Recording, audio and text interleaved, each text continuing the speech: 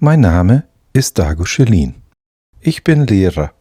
Ich unterrichte Englisch und Musik. Aber heute hört ihr meine Gedanken zu einem fächerübergreifenden Projekt mit einer kleinen Gruppe Viertklässler. Unsere Schule wird 140 Jahre alt. 1886 gründete Anna Schmidt hier eine Mädchenschule. Unsere Mädchen schlüpfen in diese Vergangenheit und schreiben Briefe an einige Mitschüler, die die Kinder von 2026 spielen, was reiner Zufall sie ja tatsächlich gerade sind. Und so geht das Briefschreiben hin und her, bis wir keinen Bock mehr haben. Doch bevor jemand schreibt, kommt die Recherche. Die Kinder tauchen mit Hilfe von Büchern und Filmen in die Vergangenheit ein. Wie war das Leben damals? Gab es Autos? Was war Hightech? Wir sahen die ersten Filme der Brüder Lumière.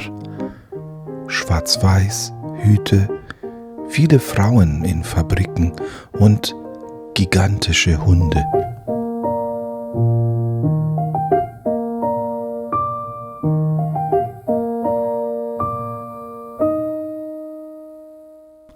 Tag 1, also kein Brief, nur Recherche.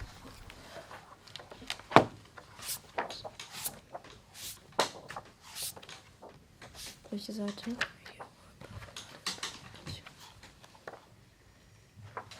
Tag 2, Henry findet ein Foto und möchte wissen, wer das ist. Mehr zu diesem Thema gibt es bald.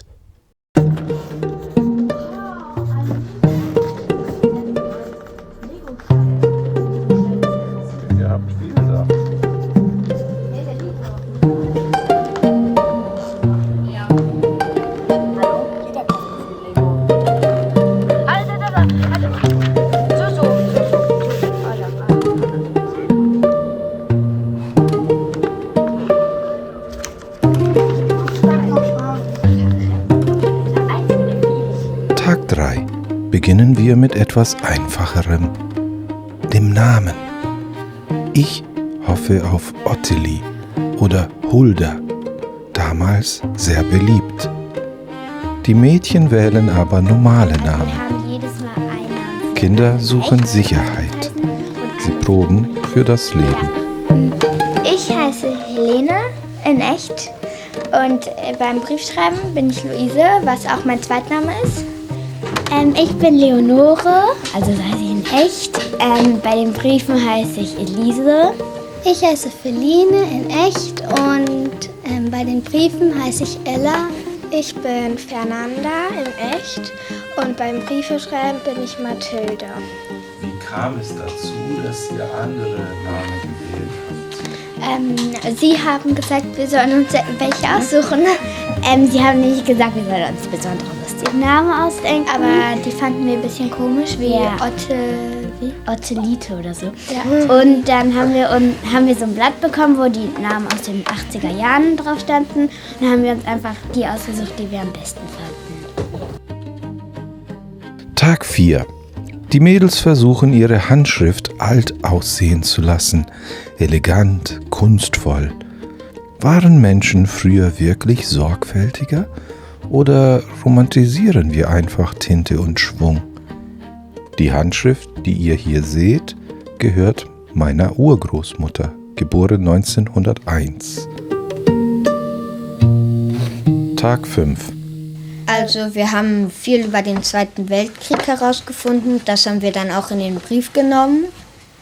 Und ich habe gelernt, wie Adolf Hitler aussieht. Die Jungs wollen die Mädchen vor dem Zweiten Weltkrieg warnen. Ein Baby-Hitler-Gedankenexperiment.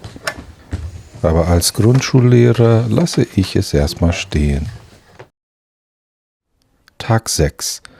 Also der Staubsauger, das war so ein Mann, ja, der hat den richtigen Staubsauger erfunden. Zuerst waren das so Kisten, wo man das auch so ein bisschen reinmachen musste. Und der hat sich dann immer weiterentwickelt und dann Der hat dann den erfunden, wo er den Dreck auch hochzieht in einem Staubsauger und dass man dann so den Schmutz oben reinmachen konnte, die öffnen konnte und wegmachen konnte. Wie viel habt ihr von dieser Information über Staubsauger benutzt in eurem Brief? Gar nichts. Gar nichts, aber zumindest hat Alex jetzt über den Staubsauger gelernt. Das heißt, es war nicht verschwendete Zeit, die er benutzt hat, sondern er hat ja jetzt immerhin etwas über den Staubsauger Ihr erzählt. habt gar nichts herausgefunden. Ja. Dann habe ich noch was über die Wenn ich sehe, wie die Kids verhandeln, formulieren, verwerfen, dann ist das für mich Interdisziplinarität. Geschichte, Sprache, Ethik, Fantasie, Schreiben, alles gleichzeitig am Tisch oder auf dem Teppich. Und auch wenn es mich fast zerreißt, meine Meinung einzubringen, Nein! halte ich mich zurück. Man kann mit der Hand schreiben, mit der man will. Tag 7. Fragen? Hilfe? Nein, danke, sagen sie und ignorieren mich höflich. Was bedeutet, ich könnte mir eigentlich einen Kaffee holen, aber das muss niemand wissen. Der letzte Tag. So vieles bleibt in diesem Essayfilm ungesagt. 10 Briefe wurden geschrieben, doch das, was wirklich entstanden ist, lässt sich kaum zählen. Und die eigentliche Erfahrung liegt dazwischen, in allem, was nicht im Bild ist. Die Warnung vor Hitler bleibt erstmal ungelöst. Für 9-Jährige aus 1886 ist die Zukunft voller Gefahren. Glücklicherweise blicken wir nun in eine strahlende Zukunft, in der es kaum noch Grund zur Sorge gibt. Haha. Die Jungen zog es den Themen des Zweiten Weltkriegs, die Mädchen zur Erfindung des Dynamits. Ich frage mich, warum gerade diese Dinge für sie so wichtig sind. Wir beenden den ersten Durchlauf dieses Projekts mit vielen neuen Fragen, einem leisen Gespür für vergangene Geschichte und mit etwas Hoffnung für die nächsten 140 Jahre unserer Anna-Schmidt-Schule, für unsere Zukunft und für die Zukunft dieser Welt. Mit dem Auto.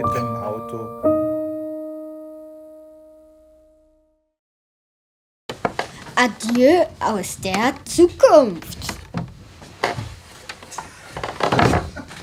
Ciao, Kakao. Tschüss, Denise.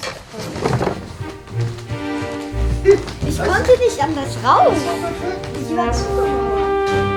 Jetzt alle!